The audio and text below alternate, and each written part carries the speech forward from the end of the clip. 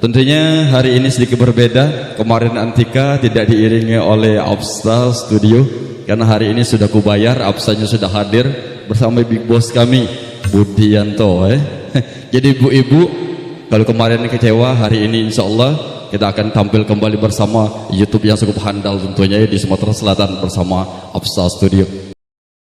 Satu nomor lagu dari Soneta yang cukup lama lagu ini tidak berkomandang, dan di sini kami coba-coba bersama Antika. Satu nomor lagu yang cukup lama, Lautan dan Api. Ibu, persiapan diri Anda, setelah ini mungkin Anda akan dipanggil bersama MC kondang sudah hadir di sebelah kami, sudah ganteng dengan luar biasa. Keramasan kami tahu, orangnya spirit tentunya untuk bertugas ya.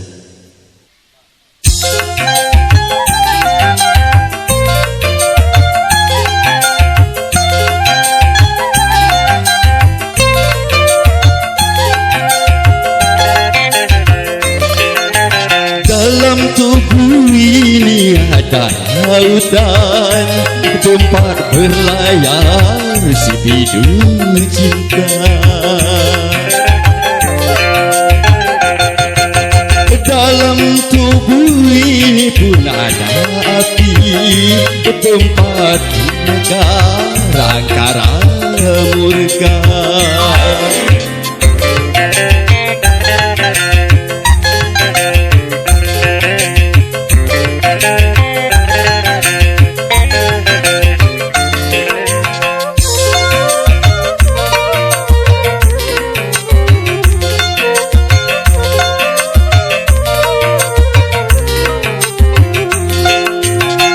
Lautan ini kan bergelora bila manusia dilanda cinta. Api ini pun akan berkobar bila manusia hilap dan marah. Hai, begitulah sifat manusia. Lautan dan api di tubuh ini harus selalu kita kuasai. Antika,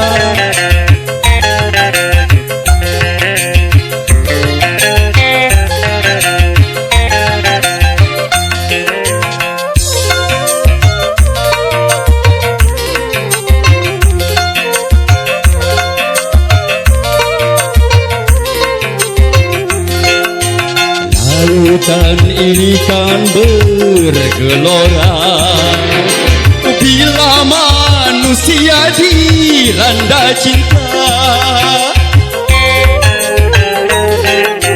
Api ini pun akan berkobar bila manusia hilap dan marah.